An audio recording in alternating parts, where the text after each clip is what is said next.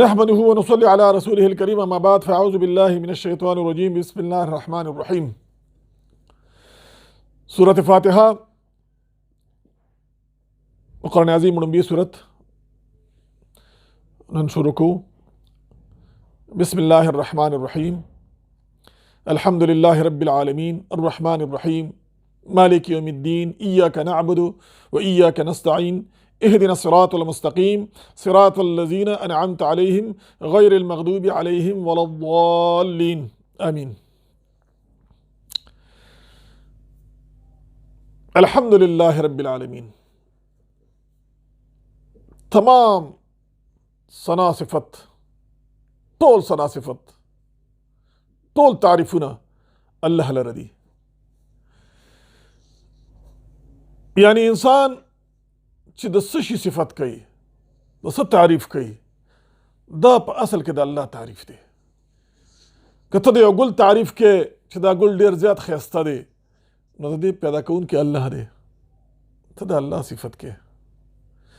که ته د کائناتو صفت کې، د اسمان صفت کې، که د ځمکې صفت کې، که د اوبو صفت کې، که د باغونو صفت کې، که د میوو صفت کې، که د انسان صفت کې، د ښکلا صفت کې، د کوم یو شي چې ته تعریف کې چې دا ډیر زیات ښایسته دی، دا ډیر ښکلی دی، نو دا تعریفونه ټول د الله تعریفونه دي. ځکه چې پیدا کوونکی د الله ذات دی، یو شی په خپله نه دی پیدا، دا ټول الله پیدا کړي دي. انسان هم که څه تخلیق کوي نو هغه انسان له د تخلیق دا طاقت هم الله ورکړی دی، دا هم د الله تعریف دی. نو ټول تعریفونه الله لره دي. هر څه چې دي دنیا کې دا څومره ښایست دی، دا څومره کمال دی او دا څومره انعامات دي، دا څومره اکرامات دي، دا ټول د دې ټول خالق مالک د الله دی، د الله کړي دي. دا تعریفونه ټول الله دی. رب العالمین چې رب د ټول عالم دی، ټول مخلوق رب دی. مخلوقات د الله چې دي جدا جدا جنسونه دي او هر یو جنس یو عالم شمیرل کېږي، لکه عالم ملائک، عالم انسانان، عالم جنات، عالم حیوانات، ټول نباتات، دا ټول څیزونه چې دي دا ځان له عالم دي او د ټول عالم رب الله دی. د ټول کائنات رب پیدا کوونکی پالونکی الله ذات دی. الله چې دلته تعریف د الله وشو او د الله عظمت هم بیان شو، نو وړاندې د هغه رحمت بیانېږي چې الله الرحمن الرحیم چې هغه ډېر رحمان دی، په صفت د رحمانیت سره متصف دی، ډېر رحم کوونکی دی، بے انتها رحم کوونکی دی او رحیم دی، په خپل مخلوق باندې ډېر زیات مهربانه دی. وړاندې بیا د الله بل صفت بیانېږي مالک یوم الدین. هغه صرف د دنیا بادشاہ نه دی، د دنیا خالق او مالک نه دی، بلکې په آخرت کې به هم بادشاہ صرف الله وي. دلته ذکر د آخرت کو د دنیا د بادشاہ ذکر اونکو د دنیا لپاره الله پاک رب العالمین ذکر وکړو چې رب د پیدا کوونکی دی ټول عالم دی. دنیا کې مجازي بادشاہان شته دي او په آخرت کې به الله وایي لمن الملک اليوم، د چا بادشاهي ده نن؟ هلته به یو بادشاہ نه، بیا به یو مجازي بادشاہ نه، ټول هر سبا د الله محکومي، الله به حاکمي، الله به بادشاہ وي، الله به وایي زه بادشاہ یم. نو بادشاہ د ورځې د قیامت دی، په هغه ورځ به صرف الله بادشاہ وي، الله به فیصلې کوي. ایاک نعبد و ایاک نستعین. دا وړاندې درې آیاته د الله حمد او ثنا بیان شو.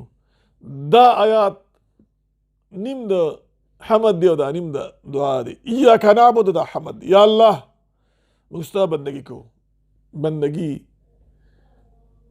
تابعداري، فرمانبرداري، سر ښکته کول، انتهایی عقیدت او د محبت نه الله خپل خالق مالک رازق او لوی ګڼل او د هغه ته سر ښکته کول دا بندگی ده.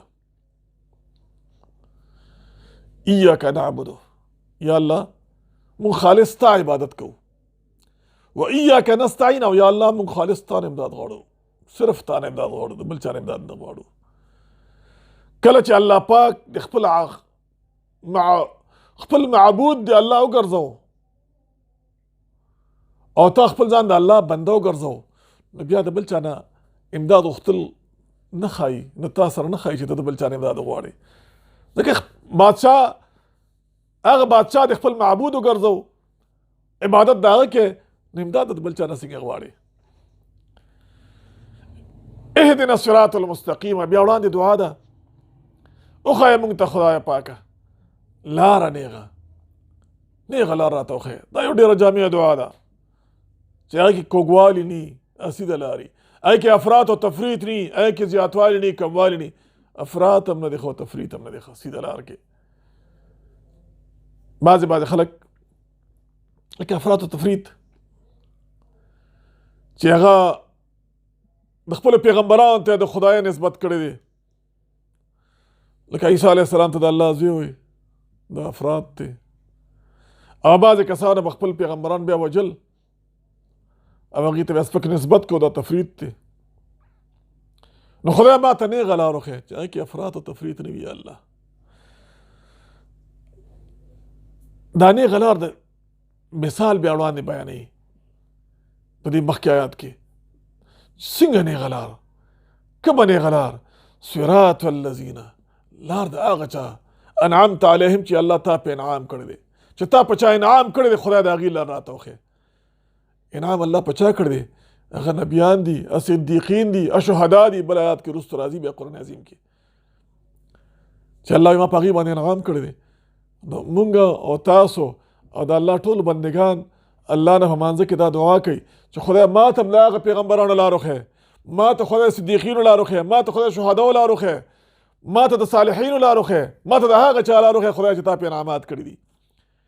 دا ډېره ښایسته دعا ده، جامع دعا ده. په مانځه کې مونږ او تاسو د الله نه غواړو، سوچ ورته لږ پکار ده. ډېر ښایسته دعا ده د الله نه چې مونږ په مانځه کې غواړو.